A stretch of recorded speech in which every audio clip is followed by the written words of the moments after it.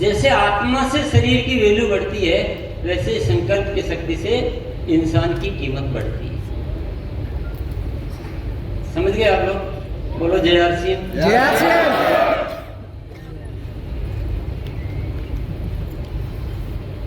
जैसे महात्मा गांधी ने संकल्प लिया कि मैं क्या करूंगा, अंग्रेजों को बाहर भगाऊंगा। तो महात्मा गांधी पहले क्या थे? जब तक ये संकल्प नहीं था तब तक कोई जानता था क्या उनको?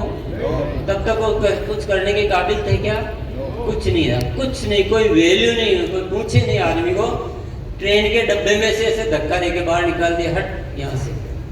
इतनी औकात थी आदमी की, 2 कौड़ी की। पर जैसे ही संकल्प आया जीवन में, और 2 कौड़ी का आदमी ऐसा आदमी बन गया कि हिंदुस्तान के हर नोट पे आ गया।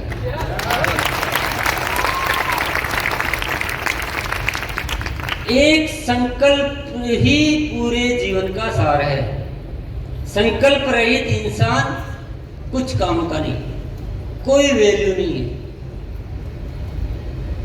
मुझे अपनी भी कहानी में अगर कहूं तो मुझे याद है, मैं इसलिए कह रहा हूं कि मुझे आपको शायद समझने में आसानी हो जाए, बाकी मुझे कुछ कहने की जरूरत नहीं है ऐसे तो, पर इसलिए कि ताकि आपको कुछ रिलेट कर सके आप उस बात से। मैंने 2000 में आरसीएम का विचार आया। इससे पहले जो मैं था, मैं वही बात जो गांधी जी वाली है, मुझे कोई कुछ पूछने वाला नहीं, घर में भी सबसे पीछे, क्योंकि मैं थोड़ा कमजोर था ऐसे, मान लो किसी भी चीज में बोलना नहीं आता था, ज्यादा आगे बढ़कर कुछ काम नहीं करता था, जो दूसरे कर रहे हैं उसके पीछे पीछे कर लिया, ऐसा कुछ था। पर जैसे एक दिन ये आरसीएम का विचार आ गया, और वो विचार संकल्प में परिवर्तित हो गया, और जैसे ही परिवर्तित होया, मैं नहीं रहा।